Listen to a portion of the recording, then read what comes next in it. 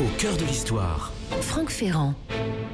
C'est déjà le dernier épisode, 5e et dernier épisode du grand destin de Louis XV que vous nous racontez depuis lundi. Franck, alors on vient de le voir il y a quelques instants, Madame de Pompadour a eu une importance dans les choix et les décisions politiques de Louis XV. Malheureusement, d'une certaine manière, les grandes décisions qu'elle a prises en matière de diplomatie et donc d'une certaine façon de stratégie, puisque ça a amené à la guerre, ce qu'on appelle la guerre de 7 ans qui va ravager littéralement l'Europe, tout ça aboutit au terrible traité de Paris en 1763 qui voit pour la première fois la puissance britannique s'imposer clairement face à la puissance française.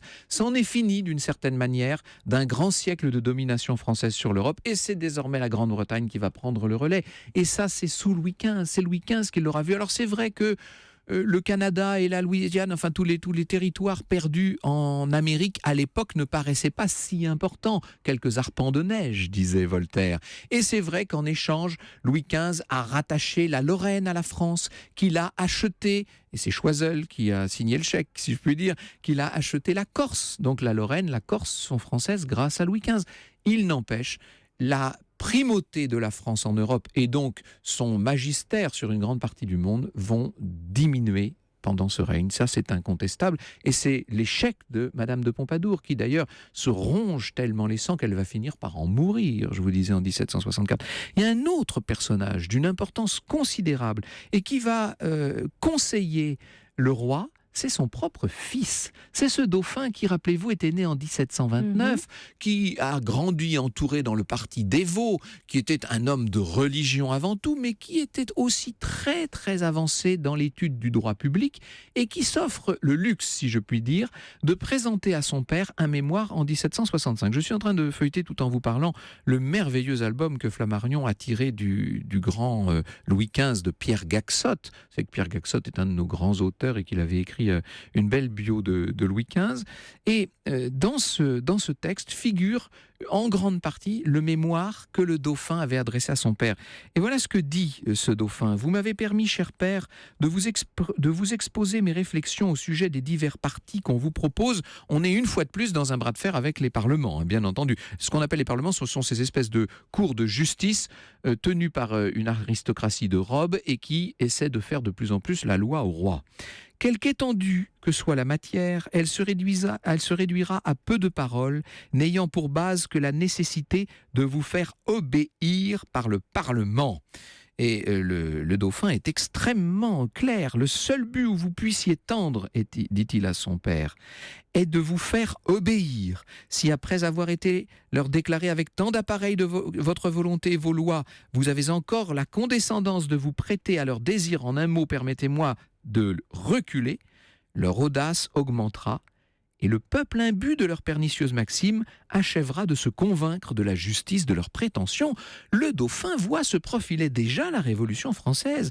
Moins votre autorité sera respectée, dit-il, moins votre personne sera à l'abri des abominables entreprises dont nous avons vu les tristes effets.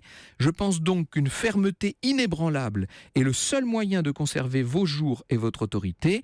Et le dauphin conclut, il est triste d'être forcé de se faire craindre, mais il l'est encore plus d'avoir à craindre. Il était déjà roi, le dauphin. Vous presque, imaginez ? Eh bien oui, mais sauf qu'il meurt. Quelques semaines après avoir écrit ça, en 1765, le dauphin vient à mourir. D'ailleurs, pour Louis XV, c'est terrible. Il a perdu Madame de Pompadour en 64. Le dauphin en 65, et la reine dans la foulée, et puis la reine Marie Léginska, à laquelle il était toujours très attaché, néanmoins, je dis néanmoins parce que vous avez vu toutes les maîtresses qu'il a accumulées, bien sûr, et puis aussi, ne l'oublions pas, la dauphine. Tout ce monde va mourir en l'espace de quelques années, la cour est en deuil, c'est une cour qui n'est plus du tout la cour de la jeunesse et des plaisirs.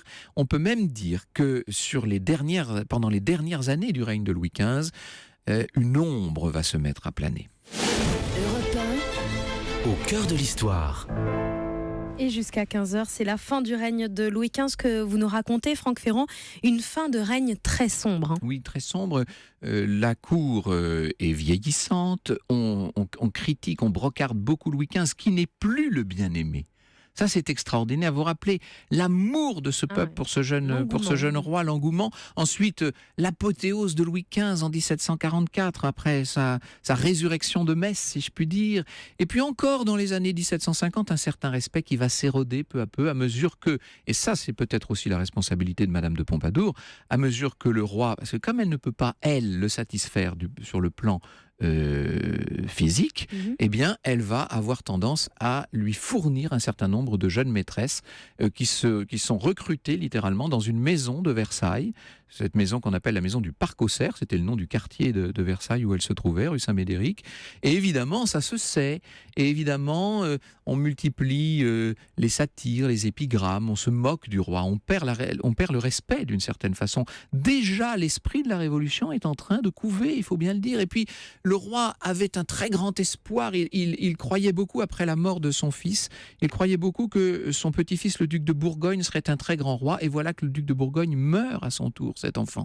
Et c'est son petit frère Berry, qui est un gros garçon pas très brillant, qui va devenir l'héritier du trône. Et ça, Louis XV le vit très mal, bien entendu. Donc, dans ce climat terrible, comment s'étonner qu'il se jette littéralement dans les bras d'une jeune beauté ravissante, beaucoup plus jeune que lui, bien sûr, qui est une espèce de biche avec des yeux magnifiques, avec un corps indescriptible.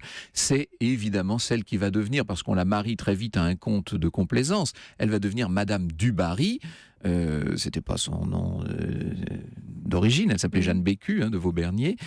Cette Madame du Barry, alors qu'on a beaucoup critiqué et qui va devenir véritablement la tête de turc des révolutionnaires, alors que c'était une femme, je crois, d'une grande douceur, d'une grande gentillesse, d'une intelligence évidente, avec beaucoup de distinction, contrairement à ce qu'on pourrait croire. Alors, Sophie Coppola, dans un film sur lequel je ne reviendrai pas, nous l'a présentée en brune, terrible et piquante, alors qu'elle était... Jean-Marie-Antoinette. Oui, elle n'était que blondeur, en vérité, que douceur, qu'accueille cette Madame du Barry. Elle a joué un petit rôle politique, c'est vrai.